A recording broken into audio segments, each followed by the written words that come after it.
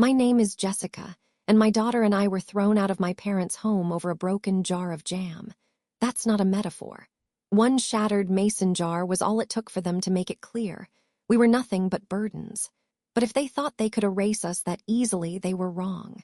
Where are you watching this video from? Drop your city or country in the comments. I'd love to know who's out there listening. And if you've ever had to rebuild your life from scratch for your child's sake, this story might hit home. Have you ever watched a storm gather in a room before a single word is said? That's what it felt like in the kitchen that night. The ceiling fan buzzed overhead, a single bulb flickering as I held my breath. My daughter Lily stood beside me, hands still sticky from the toast she'd been buttering. Then came the slip. The jar of homemade strawberry jam I'd made weeks ago dropped from her tiny hands, hitting the tile with a sickening crack. My father's voice exploded behind me. "She ruined everything again." "She's a child, Dad." I turned to face him, heart pounding, but he was already striding forward, face red with fury. "You always make excuses," he snapped. "It's always someone else's fault." "It's just jam," I said, my voice rising without my permission. "She dropped a jar of jam." From the corner, my mother shrieked, "Don't raise your voice in this house." I dropped to my knees, hands trembling as I began to pick up the glass, ignoring the sharp sting as one piece sliced my finger. Lily had backed into the wall, eyes wide with fear, her lip quivering. "It's okay, baby," I whispered, trying to calm her, blood now mixing with the red stain on the floor. "Mommy's here, you're okay." But I wasn't. I hadn't been okay in a long time. "Look at this mess," my mother yelled. "You two come here with your drama, your baggage, and now we've got blood and broken glass in our kitchen." It wasn't the glass or the blood they cared about. It was control, power, and I had none left. I gathered Lily into my arms and stood, her small frame clinging to me like a lifeline. She was bleeding too, a small cut on her palm, nothing deep but enough for her to cry into my shoulder. My father's arms were crossed, his mouth curled in that familiar mix of disdain and disappointment. "Maybe if you'd kept a husband, you wouldn't be crawling back here." My throat tightened. "Don't. No, let him finish," my mother barked. "We took you in when you had nowhere else to go. And now look, our house in chaos, that child destroying everything, and you still talking back like you're owed something." My fingers tightened around Lily. I wanted to scream. I wanted to smash something of theirs, but I didn't. I stood there, blood on my hand, strawberry jam seeping into the grout, and I said quietly, "We won't bother you for much longer." A silence fell over the kitchen. Not relief, just bitter silence. My mother turned away first, muttering something under her breath. My father walked out of the room. That's when I knew. We weren't just visitors in this house, we were trespassers. The house creaked like it was holding its breath. It was past midnight when I finally tucked Lily into the corner of the pull-out cot in the den, both of us wrapped in the same quilt from my childhood. She clutched her stuffed elephant to her chest, eyes still glassy from the tears she'd cried earlier. I ran my fingers through her tangled hair as her breathing slowed, steadied. She was sleeping. I wasn't. The white cabinets in the kitchen still had streaks of red. Not blood, jam. The kind I used to make every summer with my grandmother before my parents decided her house was theirs and her will was complicated. Funny how jam was sweet until it turned into a weapon. With a wet cloth and sore hands, I started scrubbing. The cracked tile gleamed in the overhead light, the place where the jar shattered now a mosaic of reminder. You don't belong here. You're one mistake away from being unwanted. The scent of strawberries clung to the grout-like memory. I glanced over my shoulder, half expecting to see my mother glaring from the hallway with her robe tied too tight, lips pressed thin. But the house was quiet. Still, I moved slowly, careful not to make noise, careful not to exist too loudly. Scrubbing down the cabinet doors, I saw the faint imprint of Lily's hand, jam-streaked fingers that had clung to the frame in panic earlier. I didn't wipe that one away. "Mommy." Her voice was a whisper from the cot. I turned, heart skipping. "Right here, baby." I dropped the cloth and knelt by her, brushing a strand of hair from her cheek. "I didn't mean to," she mumbled. Her eyes didn't open, but her voice carried all the guilt a child shouldn't have to carry. "I was trying to help." I bit the inside of my cheek so hard I tasted copper. "I know, sweetheart, accidents happen." Her eyelids fluttered. "Are we in trouble?" I swallowed hard. "No, honey, we're still a team." She reached for my hand, her tiny palm resting against my sore, glass-cut fingers. "Can we go home?" There it was, the question with no answer. "This is just for now," I whispered, kissing her forehead. "It won't be forever." But the truth burned under my skin. I had no job security, no savings, no place that would rent to me without a cosiner, and certainly not one that would take a single mom with a 6-year-old and no credit. We'd come here because there was nowhere else, and tonight proved even here didn't want us. Still, I stayed by her side until her breathing evened again. Then I quietly gathered the scrub cloth and bucket and returned to the kitchen to finish what we started. One more stain gone. One more reminder erased.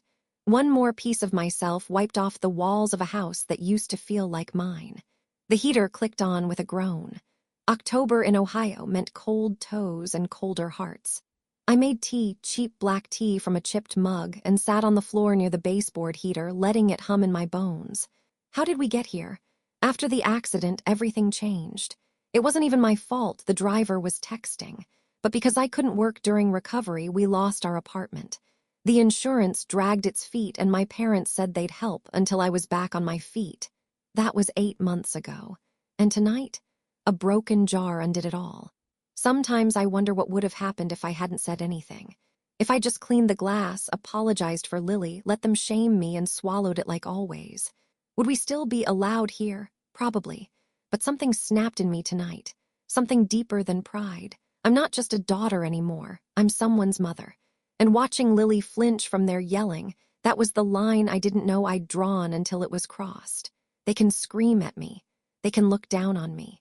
But the minute they made my daughter feel like she wasn't safe, that's when this stopped being about jam. The tea went cold before I finished it. I rinsed the mug and placed it gently in the sink, next to the porcelain one with "Best Grandma Ever" painted in fading gold letters. It wasn't true anymore.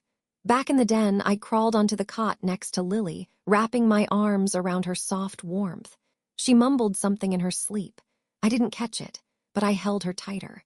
Because I knew something they didn't. We weren't staying.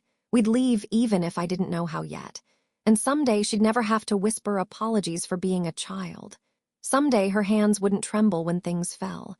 And no one, not even my parents, would make her feel like she was ruining everything. Not on my watch. The air smelled like wet leaves and betrayal. I was soaked clear through, my shoes squelching with every step, by the time I reached the porch. The diner had kept me late again, and I'd missed the last bus back from the edge of town. Lily should have been home already, curled up on the couch with her after-school snack. Instead, she was huddled under the overhang, her arms wrapped tight around her knees. "Lily!" My voice cracked as I dropped the paper bag of leftover soup and rushed to her. She looked up with tear-streaked cheeks and red-rimmed eyes. Her clothes clung to her, her backpack dark with rain. "Mommy!" My key didn't work. I dropped to my knees in front of her, my hands flying to her cheeks. "Baby, are you hurt?" She shook her head, but her bottom lip trembled. "I tried it a lot, but the door wouldn't open." I stood, heart pounding, and tried the knob, locked, same key, same deadbolt, but it wouldn't turn. I knocked, then banged. A beat later, the door opened, and there stood my mother, arms crossed, lips pursed like she'd smelled something rotten. "What are you doing?" I demanded. "You don't live here anymore." I blinked. "What?" She didn't even flinch. "I said you don't live here anymore." Rain pelted my shoulders. Cold crept into my bones. "Are you serious?" I tried to keep my voice calm, aware of Lily clinging to the hem of my coat. "What are you talking about? Where's Dad? He's at work, and this was his idea, too." She looked down at Lily like she was a stray kitten. "We've tried, but it's always something with you, too. You can't keep dragging this out." "We're not dragging anything," I snapped. "We were supposed to be staying here until I could afford our own place." "Well, that's clearly not happening," she said flatly. "So we've decided it's time." My throat tightened. "You decided without telling me. You locked the door on your granddaughter." Her expression didn't change. "You're making a scene." "Lily was sitting on the porch in the rain," I hissed. "And you just left her there." She shrugged. "Should have gotten home earlier." My fists clenched. "Let us get our things." "No." Her eyes narrowed. "You'll come back tomorrow when Robert's home. We'll box everything up. It'll be on the porch." And then, just like that, she shut the door. The sound of the lock clicking back into place was louder than thunder. Lily whimpered. "Mommy, where do we go?"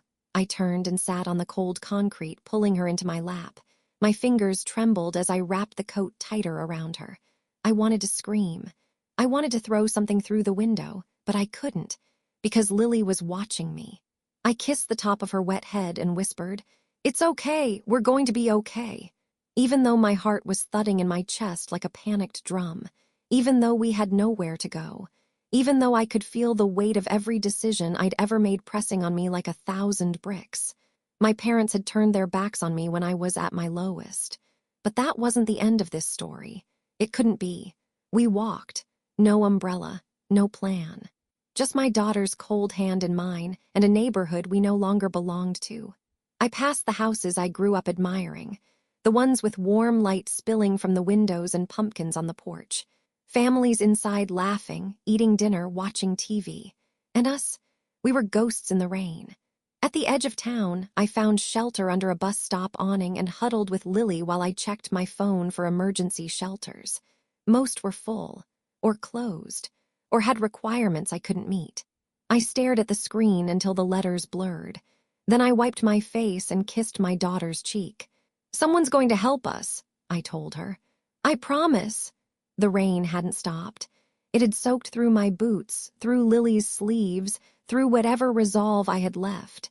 She had fallen asleep on my lap beneath the bus stop awning, her cheek pressed against my damp shoulder. I sat still, trying not to shiver, arms wrapped tightly around her like I could somehow protect her from everything, the cold, the dark, the truth. Then my phone buzzed. At first, I thought it was another automated shelter notice. But it wasn't. "Bri, come stay with us. Spare room's yours, no questions, just come." I stared at the screen, blinking in disbelief. Brianna Monroe, my college roommate, former debate partner. Last time we saw each other, Lily was still in diapers and I was still pretending life would get better just by hoping. I didn't remember messaging her. I must have sent out a panicked blast to everyone in my contacts while trying not to cry in front of my daughter. But she replied. And she meant it. I didn't hesitate. I sent a single message back. "On our way. Thank you." Bri lived in Columbus, about an hour away. I used what little money I had left to call a rideshare, whispering the pickup details so Lily wouldn't wake and ask questions I couldn't answer. The driver pulled up in a dented Nissan, the heat turned high. "You all right?" he asked, his eyes darting between me and the kid in my arms. "Just had a bad night," I murmured. He nodded, didn't push.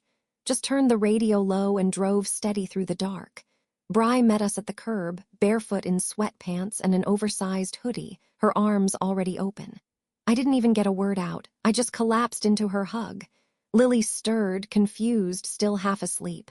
Bri kissed the top of her head like she'd done it 100 times before. "Hey, little bug, you remember me?" Lily blinked. "You made pancakes with sprinkles." Bri smiled. "Still do." She ushered us inside, guiding us through the narrow hallway of her tiny second-floor apartment. It smelled like cumin and lentils and warmth. The spare room had a mattress on the floor, clean blankets, a lava lamp still glowing from earlier, and a stack of towels folded neatly on a chair. "You don't owe me a thing," Bri said softly as she closed the door behind us. That's when I lost it. I sank to my knees, hands shaking, tears hot against my face. Because kindness, after cruelty, hits harder than anything else. Lily was snoring softly before I even finished tucking her in. I stood there watching her, wondering how we'd gotten here and how I'd let it go on so long, living like ghosts in a house that wanted us gone, pretending things weren't as bad as they were. In the kitchen, Bri poured 2 mugs of mint tea and slid one toward me across the counter. "I know that look," she said gently. "What look?" "The one that says you feel guilty for needing help." I didn't answer. She leaned her elbows on the counter. "You helped me cram for con law with a baby on your hip. You saved my GPA and my mental health. You were there, let me be here now." I looked down at my mug. "We won't stay long, just until I figure something out." "You can stay as long as you need," she said, and her voice didn't flinch. Period. The radiator hissed to life. Somewhere in the distance, a train whistled through the city. I let the silence stretch just long enough to breathe. Then I said, "My parents locked my daughter out of the house tonight, in the rain, alone." Bri's jaw clenched. "Jessica." "She was crying," I whispered. "And I wasn't there, and now we're here and I don't know what I'm doing." "Stop." She came around the counter and pulled me into another hug. "You did exactly what a good mom does, you got her out." I let myself lean on her just for a moment, because tonight I didn't have to be strong. Not alone, at least. That night, I lay on the mattress beside Lily, the two of us wrapped in a clean blanket, the hum of the city replacing the silence of my parents' home. I couldn't stop thinking about the way my mother had looked at Lily like she was a stain on her perfect floors. Like being 6 years old and scared made her a burden. She's not a burden, she's my reason. And I was going to find a way forward.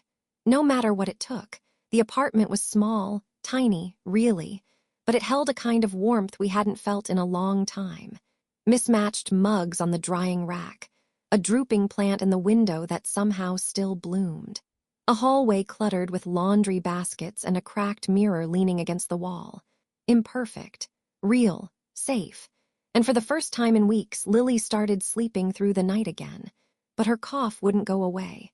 At first, I chalked it up to stress or the sudden cold snap, or the fact that we were sharing a bedroom the size of a closet with barely any ventilation.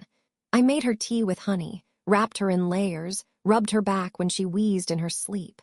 But the coughing didn't stop. I stood in the kitchen one morning, watching steam rise from a chipped teacup, and felt that awful knot in my chest return. The one that always appeared when I couldn't afford something my daughter needed. No insurance. No money for urgent care. And no way I was taking her to the ER and risking a bill that would swallow us whole. So I did what I could. Cool compresses, honey lemon water, extra blankets. I even Googled natural remedies at 3 a.m., reading every article like a prayer.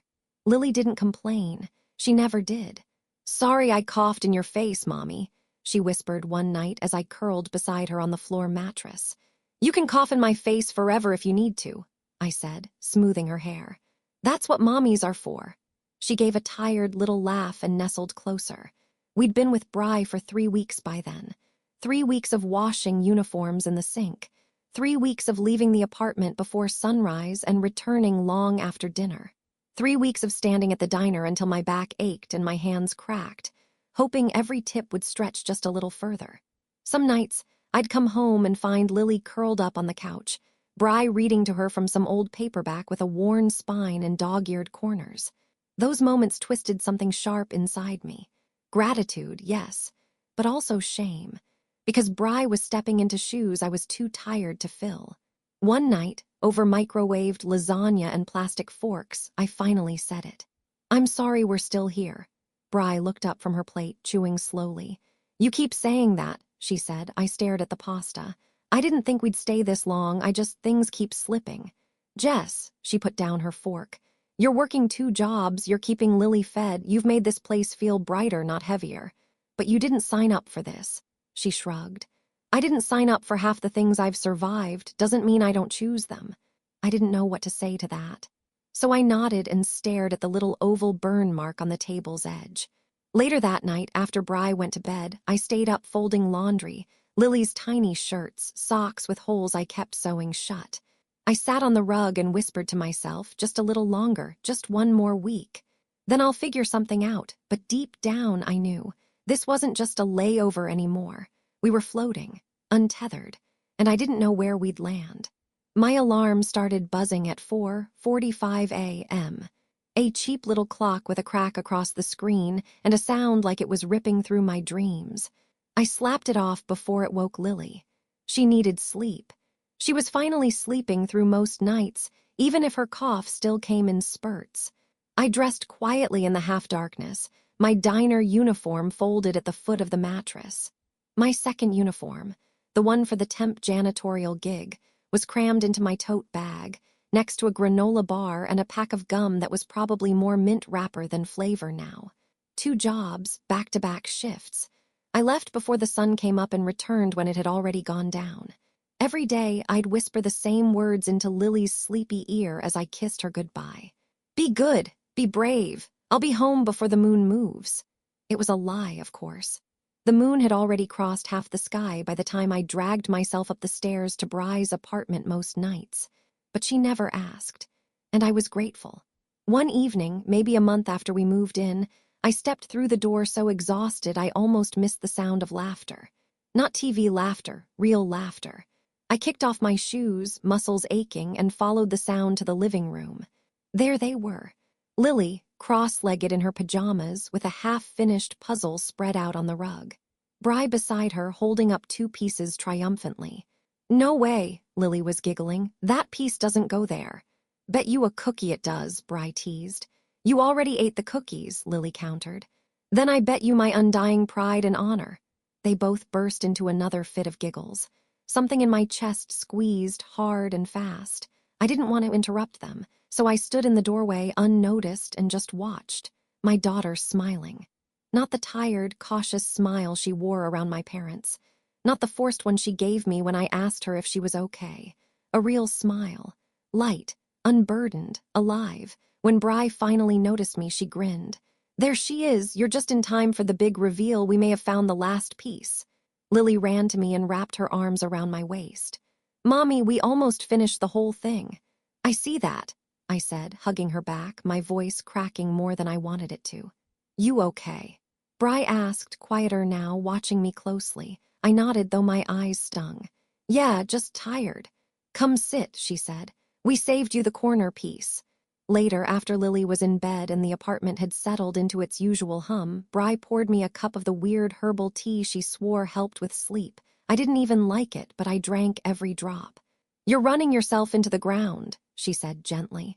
"I know. You don't have to prove anything to me, Jess. You're already doing everything." I gave her a tired smile. "Not enough to afford our own place." "That's not the only kind of enough." I stared at the little puzzle they'd finished, sunflowers and bees and bright blue sky, and wondered if maybe, just maybe, this place was becoming something I hadn't dared hope for. Home. Not permanent, not perfect, but something softer than survival. Something that felt like belonging. "You're like her second mom," I said, the words tumbling out before I could filter them. Bri blinked. "Is that okay?" I swallowed the lump in my throat. "It's more than okay, it's everything." She reached across the table and squeezed my hand. "We're in this together, all 3 of us." And for the first time in a long, long time, I believed her. The first time I let myself believe we were getting closer, it was because of a number. $1,580. That was the amount I'd saved after 2 months of back-to-back shifts, skipped meals, and whispered lullabies while Lily slept on a mattress that wasn't ours. I looked at that number over and over, written on the back of a crumpled envelope in my coat pocket, like it might suddenly grow. Like it might somehow stretch enough to cover a security deposit, first month's rent, and the utilities no one ever remembers until the bills start arriving. It wouldn't. Not even close. Not in this city. Not in any city. I sat on the bathroom floor after work, the cracked tile cold against my back, and let the reality hit me full force. I was working every hour they gave me. I was doing everything right, and it still wasn't enough. I didn't cry. I just stared at the wall. That night I tried to play it cool. I helped Lily with her reading, tucked her in, kissed her forehead like always. But when Bri came in later, carrying 2 bowls of soup and a tired smile, I couldn't hold it in anymore. "I feel like I'm running in circles," I said, my voice barely a whisper. "Like I keep sprinting and somehow never get closer." She set the bowls down, didn't say anything at first. Then she sat beside me on the floor, shoulder to shoulder. "You're not failing, Jess. I'm not winning either. You're surviving." I laughed bitterly. "That's the bar now." Bri turned to me, her face serious. "For people like us, sometimes surviving is the win, but it's not forever." "I thought 2 jobs would get us there," I said, throat tight. "I thought I'd save up fast and find a place, but everything's so expensive, and Lily still needs everything." "Hey," she touched my hand, "you are not the problem. I'm the one who walked back into my parents' house, who had no plan, who let her kid get caught in the crossfire." "Stop." Bri's voice was sharp now. "You didn't let anything happen. They chose to be cruel, you chose to protect her." I looked down at my lap. "I hate feeling like dead weight." Bri shook her head. "You're not, and you can stay here for as long as you need. But it's not fair to you." She smiled softly. "What's fair? You changed my life when we were in college. You got me through finals. You talked me out of dropping out. I never forgot that. This isn't the same. It is to me." We sat in silence for a while, listening to the radiator hiss and the occasional car pass on the street outside. Then Bri said, "You don't have to do this alone anymore." I didn't answer. Not because I didn't believe her, but because part of me still felt like I had to prove I could. That weekend, Lily helped Bri bake muffins. The kitchen smelled like cinnamon and butter, and I stood in the doorway watching them laugh as flour puffed into the air. It should have made me happy. Instead, it made something ache, because I saw what Lily was like when she wasn't scared, when she wasn't walking on eggshells or listening for a raised voice from the next room. She was herself, joyful, loud, whole, and I was terrified I wouldn't be able to give her a future that kept her that way. I lay awake that night staring at the ceiling. The math didn't lie, and I was out of tricks. I couldn't work more, I couldn't save faster, and I couldn't ask Bri for more than she'd already given. The weight pressed down on my chest like bricks stacked one by one. What if this was it? What if this was as far as we could go? I missed the last bus by 7 minutes. 7 minutes. If I hadn't stayed behind to mop the bathroom again, because the closer stiffed us and I didn't want the manager to find the mess, I'd have been home before the rain started. Instead, I was sitting on a cold, slick bench outside the transit station, water dripping down my neck, my coat soaked through, shoes squelching, hair plastered, phone battery flashing red. I could have cried, but what was the point? I didn't even have enough left in me for tears. I just sat there, arms around my knees, watching headlights blur past. Every sound felt too loud. The world was still spinning, but I wasn't on it. I was stuck in place, waiting for the next small disaster, until a black SUV pulled up. It didn't slow like it was looking for someone, just rolled to the curb and idled. Then the window cracked. A man leaned out, rain streaking down the side of his face. "You all right?" he asked, voice raised over the downpour. I stiffened. Every instinct screamed stranger danger, and I turned my face away, pretending not to hear. "Sorry," he added quickly, holding up both hands, palms out. "Not trying to be creepy, just you look cold and alone and this weather's brutal." I glanced at him warily. He looked older than me, late 30s maybe. Dark jacket, clean car, cautious expression, not smiling. "Not pushing. You waiting for someone?" he asked. I hesitated. "Missed my bus." He nodded. "Want to ride somewhere safe?" I didn't move. "Totally understand if you'd rather not," he added, voice calm. "But I've got a daughter too, and I'd hope if she were ever stuck out here, someone might offer her a hand." Something about the way he said it, soft, not rehearsed, cut through the fog in my brain. Still, I didn't answer right away. "Listen," he continued.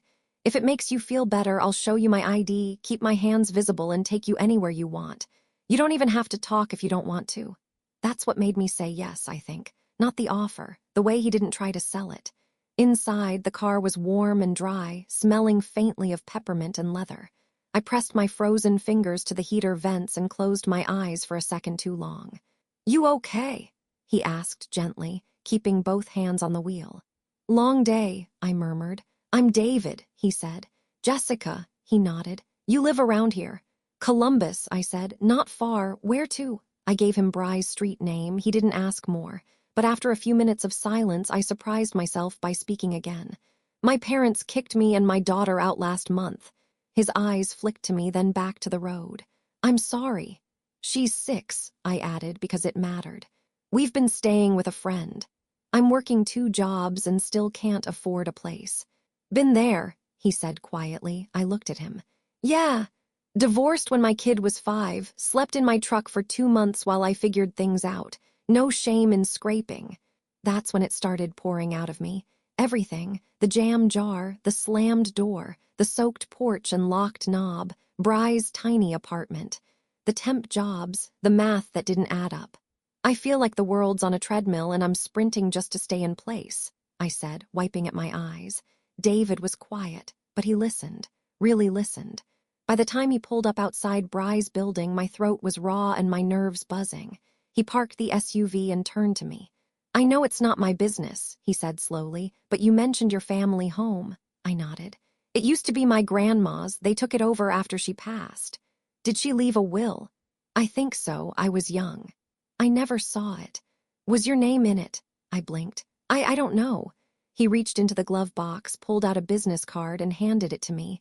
"David Alcott, property law specialist. I'm not promising anything," he said, "but if that house belonged to your grandmother, there may be something worth looking into." I stared at the card. He shrugged. "Sometimes things aren't as settled as they look on paper." "Why would you help me?" He smiled faintly. Because someone once helped me. And because your daughter deserves a place to belong. My throat tightened again. I can't pay you, I whispered. I didn't ask you to. He opened his door to leave, then paused. You're stronger than you think, Jessica. Then he was gone, just like that, leaving me with damp shoes, a business card, and for the first time in a long time, a tiny spark of something dangerously close to hope. I didn't call David right away. His card sat on the little table beside my mattress for almost a week, its edges curling slightly from the humidity. I kept glancing at it between shifts, between making Lily's oatmeal and folding her tiny socks, wondering if I'd imagined that night in the rain. Maybe I was too desperate. Maybe he'd said those things just to be kind. But one evening, after a 12-hour double, I came home to find Lily asleep on the couch with a coloring book on her lap and Bri watching some real estate show on mute. The hosts were talking about property values, inheritance, deeds. Something clicked. I picked up the phone. David answered on the second ring. Jessica. His tone wasn't surprised, like he'd known I'd eventually call. Hey, I wasn't sure if you meant what you said, I began. I meant every word, he said. Got a minute to talk. We set a time for coffee the next afternoon. I spent half the night rehearsing what I'd say, trying to remember what little I knew about Grandma's will, about the house, about the years my parents had handled everything. When I met him at a cafe near downtown, he already had his laptop open, papers spread out, and a gentle, almost apologetic smile on his face. Hope you don't mind I did a little digging. I froze. You what? He chuckled softly. Relax. Everything's public record. I just ran a check on the property deed. And, he turned the laptop toward me. On the screen was a scanned copy of a document, faded but clear enough to read. My grandmother's name, my parents' names, and mine. I blinked hard. What is this? The original deed transfer from 2008, he said. When your grandmother passed, she left the property jointly to your parents and to you. But your name was never properly registered in the title update that followed. Looks like a clerical oversight when the county switched systems. My pulse thudded in my ears. So, you're saying... I'm saying, he interrupted gently, that legally you have claimed to 1/3 ownership of that house, maybe even full ownership depending on how your grandmother's will was written. I couldn't breathe. That can't be right. He smiled faintly. I thought so too, but I checked it twice. I leaned back, trying to process. So my parents, they've been living there all these years, thinking it's theirs. Because no one corrected the record, he finished. And they've been paying taxes, yes, but that doesn't erase your inheritance. A shaky laugh escaped me. This feels unreal. David's eyes softened. It's not unreal, it's just buried truth. I pressed my palms together, staring down at the table. If I'd known this years ago, you couldn't have, he said. They should have told you. You were young, vulnerable. They took advantage of that. Something hot twisted in my chest, anger, grief, disbelief, all tangled together. He leaned forward. I can help you file to correct the record. It'll take some time and it may get messy, but it's doable. Would that mean that the house is rightfully yours? He nodded. Yes, I stared at him. David, why are you doing this? He paused. Because justice matters, and because I see how hard you're fighting for your little girl. I felt tears prick my eyes. I swallowed hard. I don't even know what to say. Say you'll let me help. I laughed softly. You don't give up, do you? Not when there's a chance to set something right. When I got home that night, Bri was waiting in the kitchen, stirring a pot of soup. How'd it go? She asked. I held up the folder David had given me, filled with printed records and forms. He thinks the house might actually be mine. Bri blinked. Yours, as in your parents' house. As in my grandmother's house, I said quietly. Apparently there was a mistake in the deed. He says we can fix it. She set the spoon down slowly, eyes wide. Jess, that's huge. I know, I whispered. I don't even know how to feel, angry, relieved, scared. Maybe all of it, she said, then she hugged me tight. But mostly proud, because you're finally getting what you deserve. For the first time in months, I felt something I hadn't dared feel before. Not just hope, power. The courthouse didn't look like justice. It looked like beige walls, buzzing fluorescents, and a waiting room full of restless feet. But sitting there beside David, with his briefcase on his lap and my hands clamped tightly around a lukewarm coffee, I felt something I hadn't in a long time. focus. This is just the beginning, David said, keeping his voice low. Today we file. Once the suit's accepted, the court will notify your parents. That's when the real storm begins. I nodded, my heart thudding so loud it almost drowned him out. I wasn't doing this to be cruel. I was doing this because they'd taken everything from me, my home, my safety, my daughter's security, and I'd finally stopped accepting that as normal. I'd stopped shrinking. We walked through double doors into the property clerk's office. David laid out the deed records, the old county files, and the inheritance letter he'd found from my grandmother's lawyer. The clerk reviewed it all with the indifference of someone who'd seen far too many family feuds over property lines and inheritance squabbles. But then she paused. You're saying the daughter never relinquished her claim? David smiled. She was 17 when her grandmother passed. The deed was never properly amended. She was never informed. The woman looked at me. And you're the daughter. I met her eyes. I'm Jessica. She nodded slowly. Well, Ms. Jessica, it looks like you've got a case. 2 weeks later, an official envelope arrived at my parents' address. David called me that afternoon. They've been served, he said. Expect noise. Noise came fast. My mother called first. I didn't answer. She left a voicemail that began calm and ended with, "How dare you drag us into court after everything we've done for you?" My father texted next. A single message. Ungrateful doesn't even begin to cover it. I didn't respond.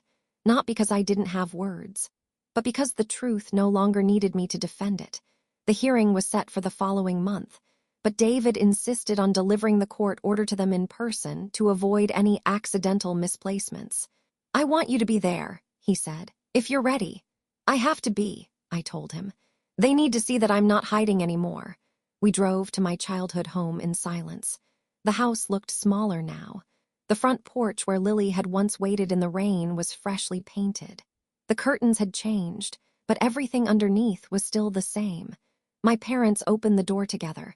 My mother wore her sharpest blouse like this was some kind of social engagement. My father crossed his arms the moment he saw David's folder. "You've got to be kidding me," he growled. "This is official notice," David said calmly, handing them the document. "Filed with the county. Property ownership is under legal review." "This can't be real," my mother said, her voice shaking. But I stepped forward before David could answer. "It is," I said, "and I'm taking it back." My mother's jaw dropped. My father took a step forward. "You ungrateful little brat," he began, but David moved between us just slightly. "Careful what you say next, sir." I didn't flinch. Because for the first time in my life, I wasn't scared of them. I wasn't begging. I wasn't pleading. I was standing, and I wasn't going anywhere. That night, Lily crawled into bed with me and whispered, "Is it true, Mommy? We might get the house back." I wrapped my arms around her and kissed the top of her head. "I don't know yet," I said honestly, "but I'm trying." She nodded against my shoulder. "Trying is brave," she said, and I let myself cry quietly in the dark because for the first time in months I didn't feel like I was drowning. I felt like I was fighting, and maybe, just maybe, we could win. The front door creaked open like it still remembered me. Same scuff marks on the threshold. Same hairline crack in the tile by the hallway, but everything else felt foreign, colder, like time had pulled the soul out of it and left only the frame. David walked a few paces ahead of me, the certified letter tucked neatly into his leather folder. "This is just the delivery," he reminded me. "They already know what's in it, but it's legally binding now." I nodded. My hands wouldn't stop shaking.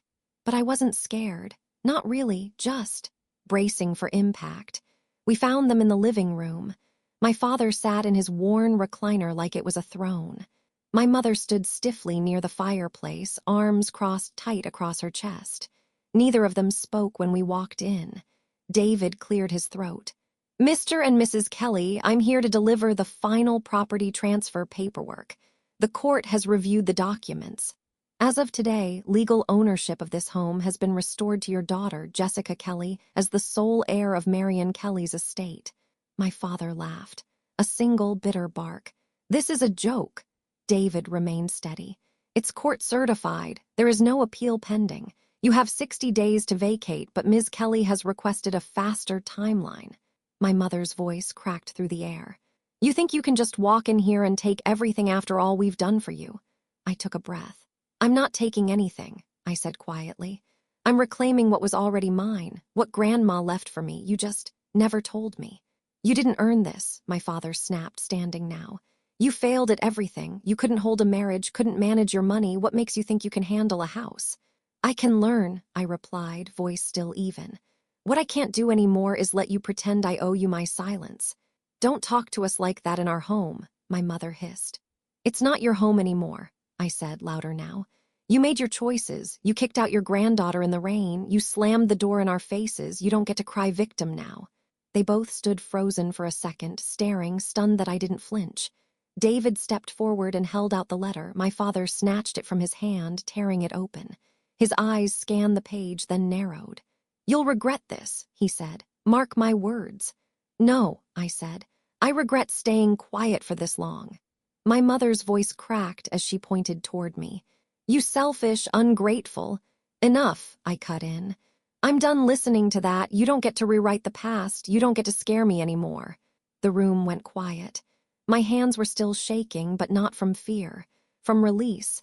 Because this was it, not revenge, not spite. Closure. They didn't argue anymore. They didn't apologize either.